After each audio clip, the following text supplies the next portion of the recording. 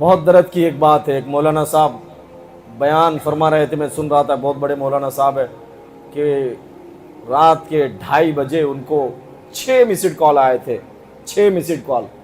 وہ پروگرام سے جا رہے تھے، پروگرام میں تھے، موبائل سائلنٹ میں تھا، کار میں بیٹھے تو دیکھا کہ 6 مسڈ کال آئے۔ انہوں نے سوچا کہ کوئی بندہ ضروری کام کے لیے ہی فون کیا ہوگا، 6 مرتبہ اگر کوئی فون کر رہا ہے اس کا مطلب ہے کہ کوئی ضروری کام ہوگا۔ مولانا صاحب کہتے ہیں کہ میں نے اس کو کال بیک کیا، السلام علیکم بیٹا، کون؟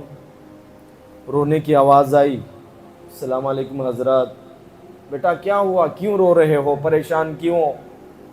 کہا کہ حضرت میں فلاں کا بیٹا ہوں۔ بیٹا ہوا کیا ہے، روتے کیوں ہو؟ کہا کہ میری بہن کی بارات آئی تھی، لڑکے والے آئے تھے 150 آدمی، میرے ابا کے پاس پیسے نہیں تھے تو میرے ابا میرے بہن کے شادی کے لیے ان کے دوستوں کے پاس، رشتہ داروں کے پاس قرض بھیک میں لیے، مانگ کر قرض کے طور پر لیے، 150 لوگوں کا کھانا بنوائے، 20 لوگوں کا کھانا کم پڑ گیا تھا۔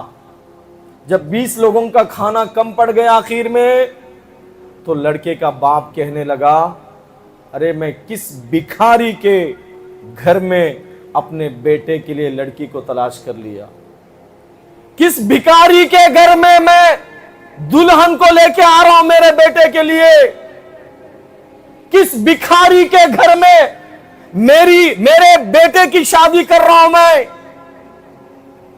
میرے باپ کے کان میں جب یہ آواز پڑی، میرے باپ پوری زندگی عزت کی زندگی گزارتے ہوئے زندگی گزارے، کبھی کسی کی بات کو، کسی سے باتوں کو انہوں نے نہیں سنا، کبھی کسی کے پاس پیسہ بھی نہیں لیتے تھے، قرض لے کر شادی کر رہے تھے۔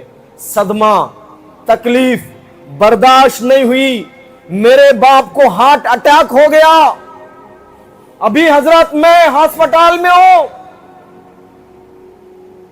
مولانا نے کہا کہ بیٹا جس جگہ لوگ کھانا کھائے ہیں وہاں کے کچرے کے ٹٹی میں جا کر دیکھو کتنے لوگوں کا کھانا پڑا ہوگا، کسی بچے کو بھیجو۔